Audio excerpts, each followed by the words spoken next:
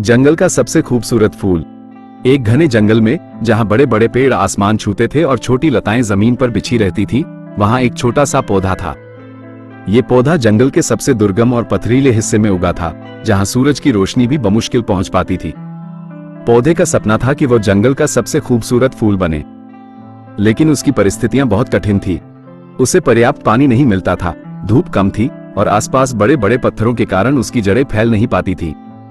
जंगल के दूसरे पौधे और फूल जो आरामदायक जगहों पर खिले थे, उसे देखकर हंसते थे। अरे छोटे पौधे, एक गुलमोहर का फूल हंसते हुए कहता, तुम भला क्या खिलोगे?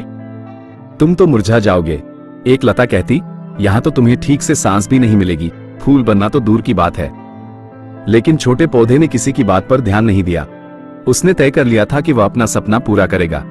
उसने अपनी जड़ों को पत्थरों के बीच से रास्ता बनाने के लिए मजबूर किया।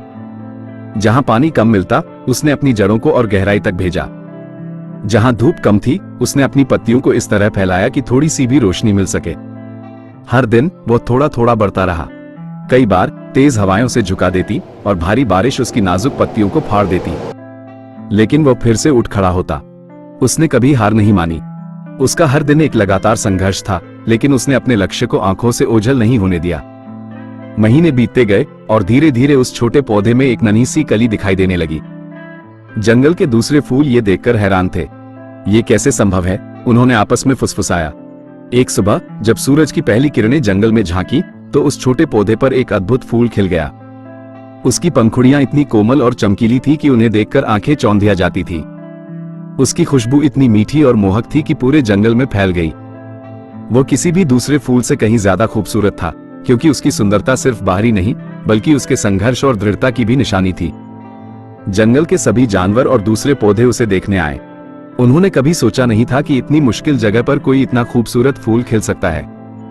वो सचमुच जंगल का सबसे खूबसूरत फूल बन गया था। ये कहानी हमें सिखाती है कि परिस्थितियां कितनी भी प्रतिकूल क्यों न हो, हमें अपने सपनों को नहीं छोड़ना चाहिए। लगातार और अथक प्रयास ही सफलता की कुंजी है। अगर मेरी कहानी आपको पसंद आई है तो मेरे चैनल RS स्टोरी को लाइक करिए, सब्सक्राइब करिए तथा बेल आइकन में क्लिक करिए। धन्यवाद।